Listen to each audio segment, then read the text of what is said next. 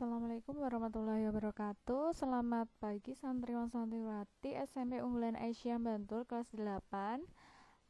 Pada kesempatan kali ini Usdewi akan menyampaikan tentang materi prakarya yang masih sama seperti minggu kemarin. Kita akan membahas tentang kerajinan bahan lunak.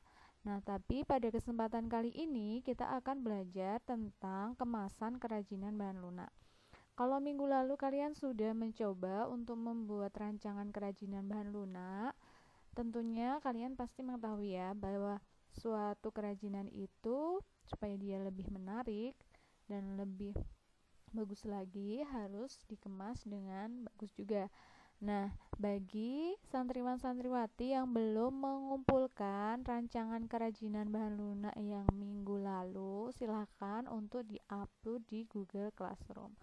Baik, sebelum USD mulai, marilah kita awali dengan membaca basmalah bersama-sama. Bismillahirrahmanirrahim. Oke, pada kesempatan kali ini, seperti tadi yang sudah USD sampaikan, kita akan belajar tentang kemasan kerajinan bahan lunak.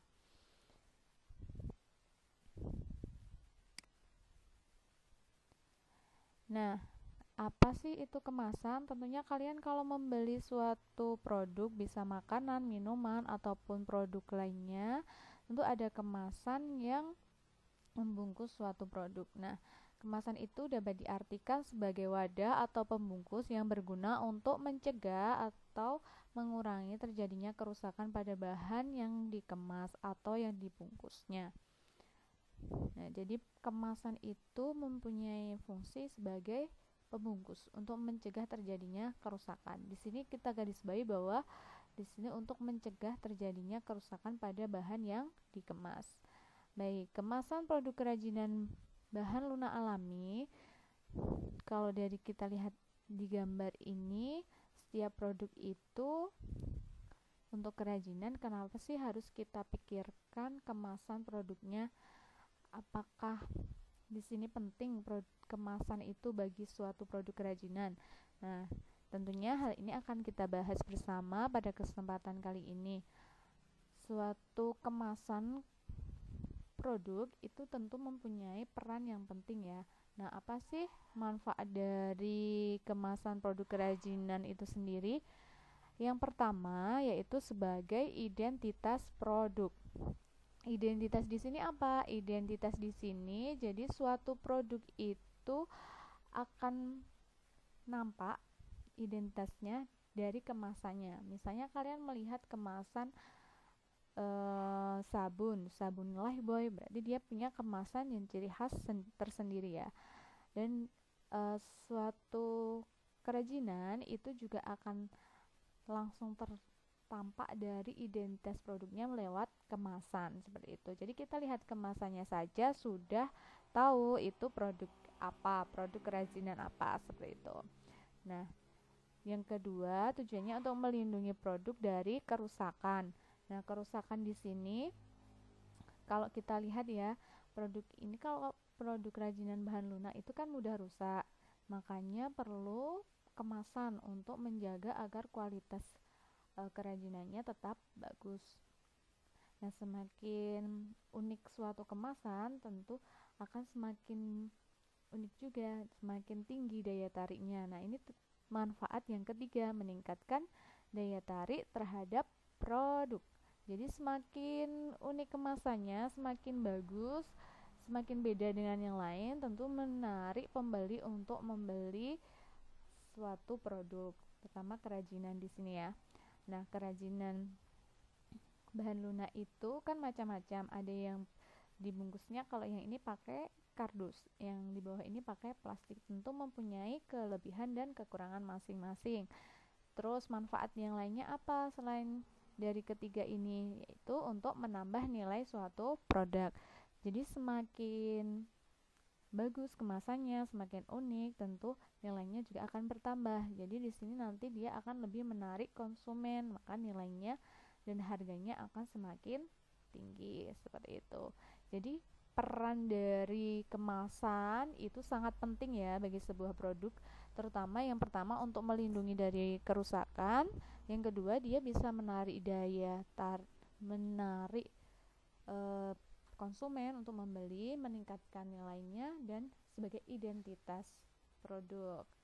Oke, sampai di sini ada yang mau ditanyakan? Jika ada yang mau bertanya, silahkan komen di kolom komentar. Nah, jenis-jenis kemasan sendiri ada beberapa. Yang pertama adalah kemasan kertas atau kardus. Kemasan kertas atau kardus ini dia mempunyai kekurangan. Jadi kerajinan yang dibungkus menggunakan kertas atau kardus itu tidak akan nampak dari luar bentuk kerajinannya, tapi dia juga mempunyai kelebihan karena dia akan melindungi keseluruhan dari produk kerajinan itu sendiri. Terus yang kedua adalah kemasan plastik. Kalau kemasan plastik sendiri dia akan terlihat nampak transparan dari luar, jadi produk kerajinannya terlihat ya. Sebenarnya kalau tadi di kertas atau kardus itu juga bisa kita kombinasi menggunakan plastik supaya kerajinannya nampak dari luar. Nah, keunggulan plastik sendiri dia kedap air, jadi tidak mudah basah kalau misalnya terkena percikan air, terlindungi dari air. Nah, yang ketiga adalah kaca. Kaca sendiri biasanya digunakan untuk kerajinan dari bahan lilin. Nah, kaca itu punya keunggulan dia tidak mudah terbakar. Jadi kenapa digunakan sebagai kemasan dari bahan lilin.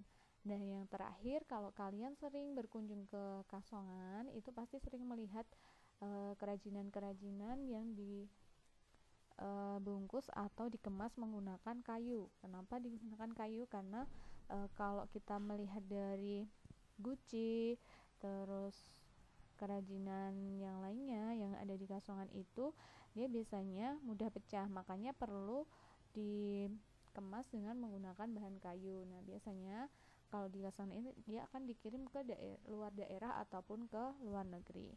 Nah, jadi ada beberapa jenis kemasan untuk produk kerajinan bahan lunak. Yang pertama tadi kertas atau kardus, yang kedua plastik, yang ketiga kaca, dan yang keempat kayu. Oke, kita lanjutkan. Untuk pertemuan kali ini, Usdewi hanya akan membahas tentang manfaat dari kemasan, fungsi atau manfaat dari kemasan yang tadi kita telah pelajari untuk pertemuan dan jenis-jenis kemasannya. Untuk pertemuan selanjutnya kita akan praktek membuat kerajinan bahan lunak alami sesuai yang telah kalian rancang kemarin. Bagi yang belum mengumpulkan, silahkan segera diupload di Google Classroom. Oke. Untuk alat dan bahannya silahkan disediakan sendiri, bisa yang ada di sekitar rumah saja, misalnya sabun atau tanah liat, ataupun bisa menggunakan floor clay yang mudah didapatkan.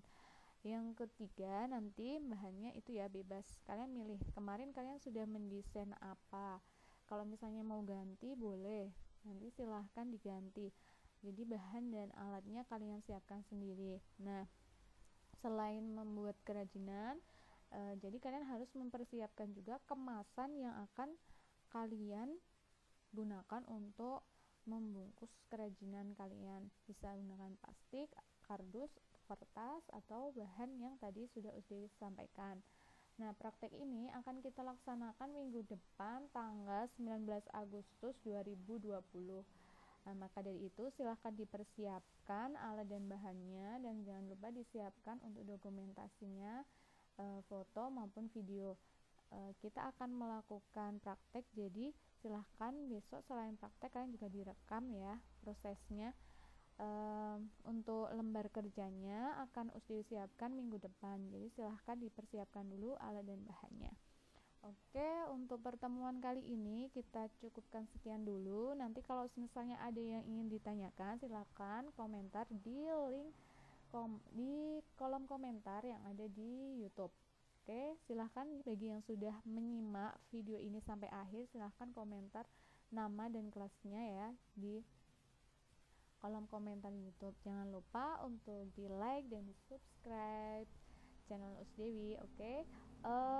Untuk pertemuan kali ini Usdewi cukupkan.